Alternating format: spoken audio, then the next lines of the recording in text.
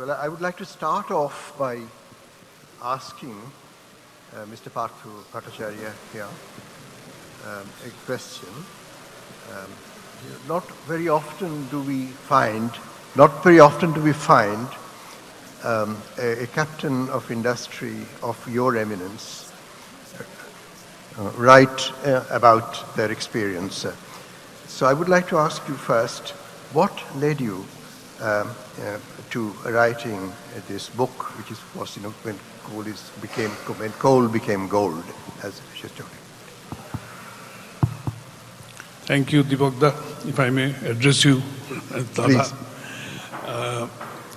It's a very interesting question. And to put it very frankly, you see, I joined Coal India absolutely at the grassroots level as a management trainee way back in 1977.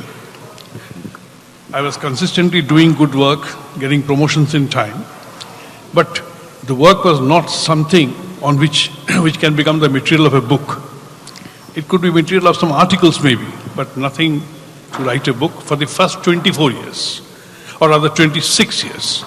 As long as I was in finance, I grew in finance and went on to become the director of finance of one of the subsidiaries of Coal India, which is Western Coalfields. Till that time, nothing very exciting or earth-shattering really happened, which merits writing a book. All that changed in 2003, when I was selected to become the chairman cum managing director of one of the absolutely poorest company of Coal India, that is Bharat Coking Coal Limited. This is a company based out of Dhanbad, and I think nobody has a great image about Dhanbad, so people can think about it. I mean, it's a company where you hear all these kinds of mafia, this, that, everything. And the company had a track record of never earning any profit any time over the past few years. It was formed in 1971, and I'm talking about 2003. So 32 years gone by. It had only accumulated losses to the tune of 7,000 crores.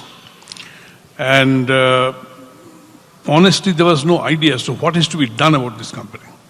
In fact, I still remember in the interview when I was asked, I was taken as a very lightweight candidate, because normally in such kind of difficult mining companies, it is the mining engineer's prerogative. They are supposed to be the CMDs. So when I was asked, Mr. T.K. Nair, who was later the Principal Secretary to Prime Minister, he was chairing the PSV meeting.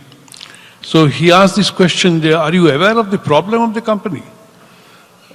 The production is falling like a stone. What will you do going there? I don't know what inspired me to say this. I just said, sir, that is just a manifestation of a problem. That's not the problem.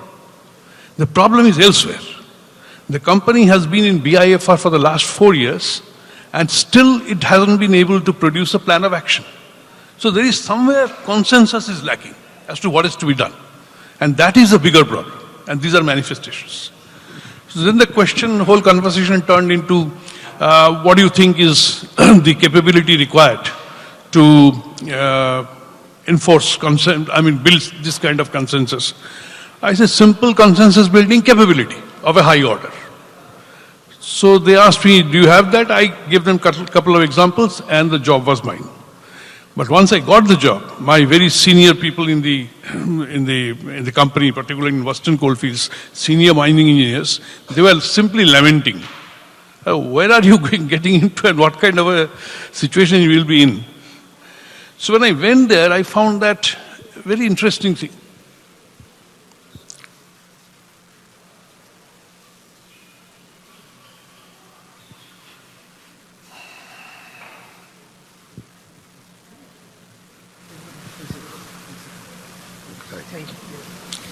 A very interesting thing was that the earlier CMDs, they were not staying in the designated bungalow of the CMD. The CMD's bungalow was a huge bungalow on the main road, but deserted.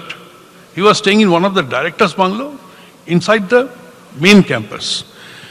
The basic idea was not to be identified as a CMD of that company, because the company was not in a position to pay wages in time. They were not paying to the suppliers in time. They were not paying to the security guys in time. None of the payments were in time. Huge liabilities had piled up, and it was completely at a loss. So from there, things started turning. I still remember the first thing that I took up was the employee's salary, they were disbursed on the 28th or 29th, the one that is due on 1st. Somehow or other, even the Provident Fund contribution of the employees were not deposited. Neither the employer's contribution. That was a part of working capital. So this kind of a situation, I mean, it is simply not sustainable. But then I had to tell something to somebody. So I convened a meeting of the trade unions, and in that meeting, the trade union was very strong. So I said that, I made a presentation, PowerPoint presentation. I was slightly rebuked, saying, CMD Sahab, cinema dikha raha hai. So I said, just hear me out. And then I mentioned that, you see, if the situation goes on like this for one more year, we will not be able to pay 12 net salaries in a year. And at that point in time, we will not be speaking like this on both sides of the table. On one side of the table will be you all with me on one side, and on the other side will be all my employees who are 100,000 in number. And they are going to ask this question, why are you not in a position to pay the salaries within the month?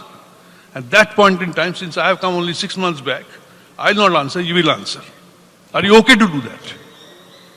So then they said, what is the solution? And the solution is just to move salary payment from top priority to third priority. Make it priority number 3. And they said, what is priority number 2 then?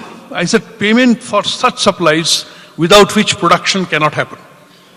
Production halting or safety items have to be prioritized, much above salary. That's it. Somebody very intelligently started saying, what is the second priority? He was talking from one side. So I had an answer for that, fortunately, and that's what saved me. I said the Provident Fund dues of the previous month's salary has to be deposited for the employees to be entitled to get the wages of this month. And you have to agree to that. So that's how the journey started.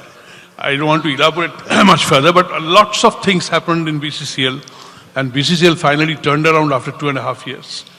That propelled me to the hot seat in Coal India.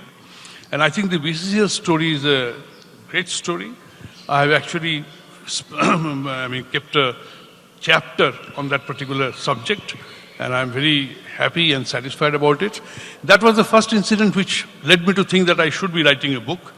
And after that, once I came to Coal India, in 4.5 years, it was a tenure of 4.5 years, particularly in the 4th year, I was destined to get the opportunity of leading the largest IPO of India at that time.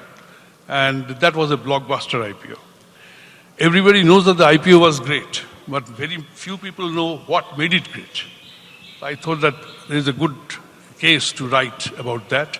And these are the 2 reasons for which the book has seen the light of the day. Well, let me then sort of, go on to the next one, which is, you just referred to as the phenomenal success of the Coal India publication in 2010.